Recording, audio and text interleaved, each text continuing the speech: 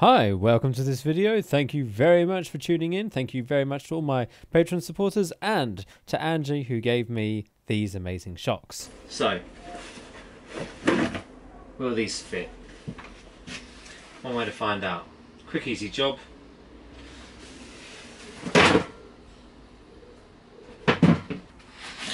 Right, so let's get the old ones off.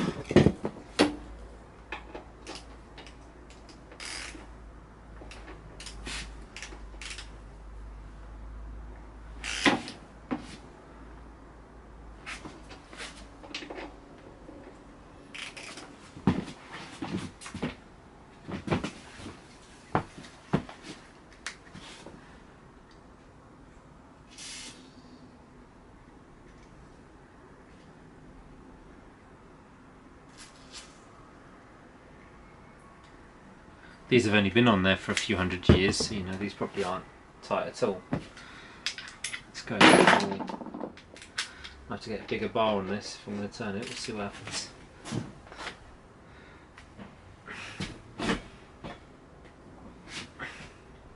Ooh. Hopefully the bike's not going to move too much because I'm going to take off one side. There we go.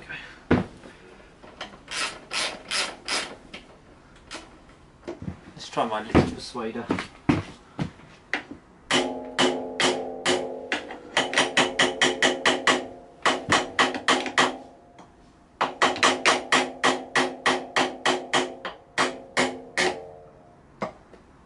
Okay, and now, okay, it really does want to come off the blimmin' stanchion.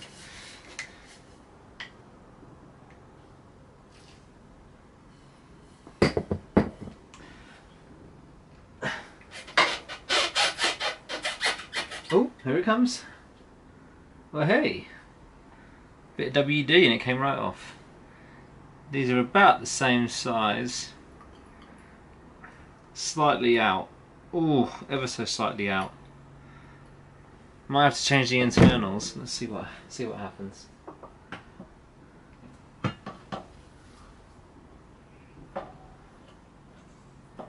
Yeah. So the internals are different sizes. Let's give it a go. See if we can change it. Okay, so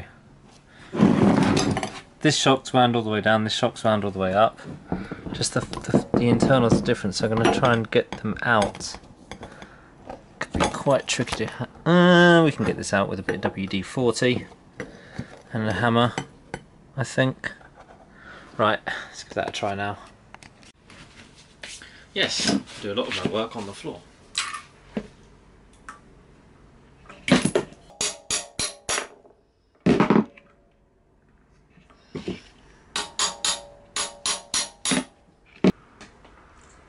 Good old friend Mr. WD. In goes the screwdriver. Get that. There we go. Easy peasy. There goes the seal. Right. So now, can I get this old seal out? This 40-year-old rubber spacer without wrecking it, because I do need to reuse it. Well, in theory. So let's get the screwdriver in there nicely. A bit of motion lotion. I'm not sponsored. But if you want to sponsor me, WD-40, you know that I think your product is the best. Come on.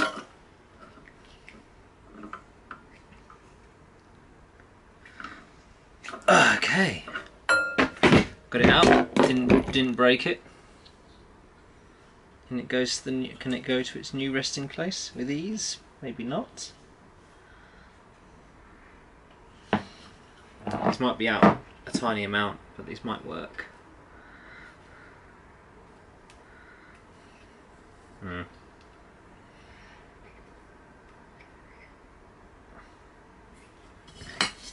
Some more persuader fluid.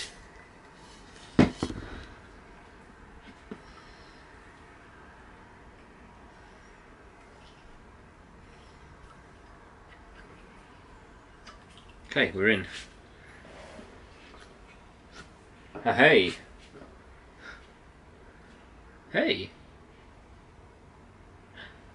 That's pretty good.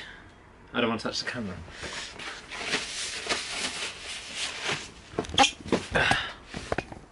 Try not to get grease on my camera, but there, look at that. That's on. Gotta get it on a bit tighter than that, I think. Well, put it in place and see what happens. Now this one might actually fit. Maybe not actually. There's quite a big difference between the size of the holes. So I'm going to hammer that out, put this one in. Yeah, see if it fits. But I'm going to have to turn the suspension. I have to find my suspension wrench for that.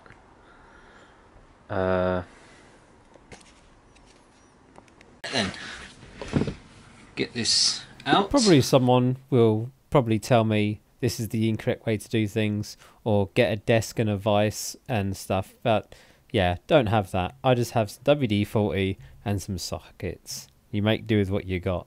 Hey, it works. Nothing broke. Okay, well I gave up on that, trying to get that one out.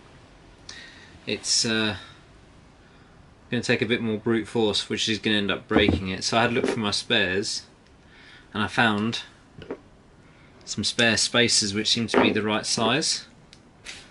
They're the right width. Oh no, they're just millimeters out. They're just millimeters out. Yes! Whew, got it. Right then. Moment of truth.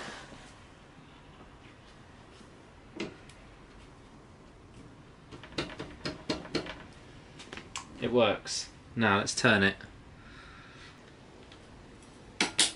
Ooh.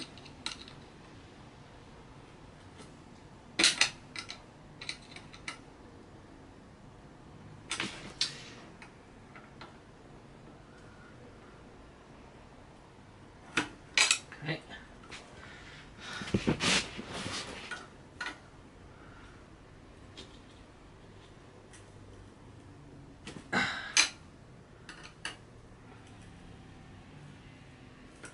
Okay, so I do need to drop the other suspension off, but that's all I need to do is drop the other side off, and then this one will fit.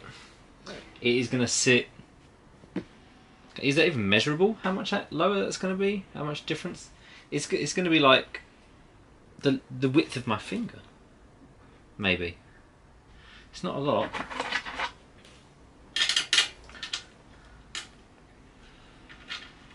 So yeah, after playing around with the spaces and stuff, I did get it on properly. So then I decided, right, well, let's do the other side then. Not going anywhere. Yep, she's not going anywhere. After probably an hour and a half of hammering and getting out the old things, they're both on. Right, so continuing with the CB250RS build, well, we've done the shocks.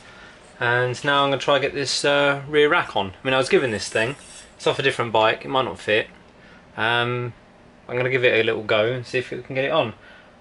It doesn't quite line up the holes. So what I'm going to do, I came up with this really, myself, Big Pezza, came up with this really amazing idea to drill the actual holes in the rack itself. So I'm going to drill a couple of holes in there. And then hopefully it should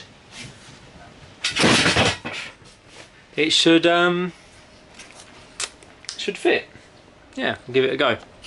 I mean, I came up with this idea completely on my own. No one on the live stream watching as I work came up with the idea, as you can see. I've done one hole at least, and I was doing that much, and then I felt the drill start to go a little bit, and I was like, the drill's losing its power, and then it died. Blast. And no, I only have the one. Oh well, I guess I get to continue drilling another day.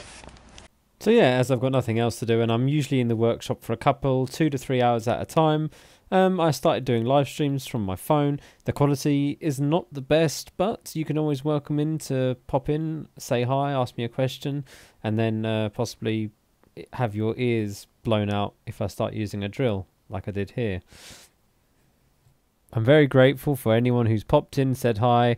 An extra thank you for the few people who've actually even donated to my stream and donated to the cause of shed builds. And if you're wondering what that little white thing is that's been hanging at the bottom of this video, that is a front fender for a PC50, but more on that later. Right, there we go. Started drilling up sizes. Drill bit gets very hot.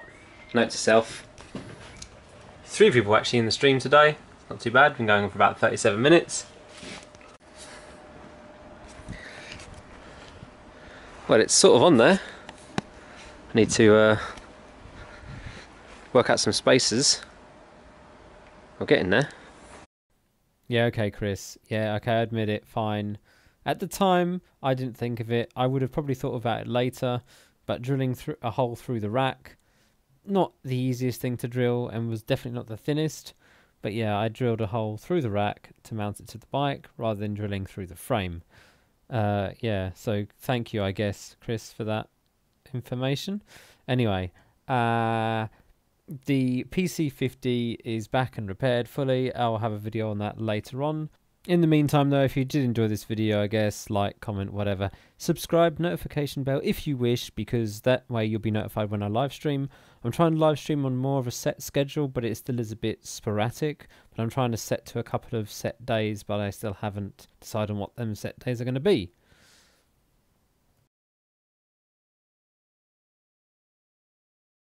Right, well, using the power of nuts and bolts and a drill,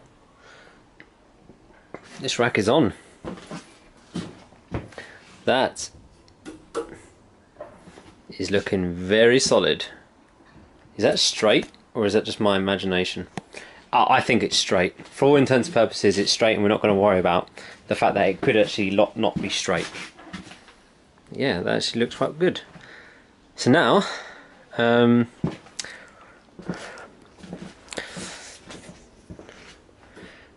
what's the next job?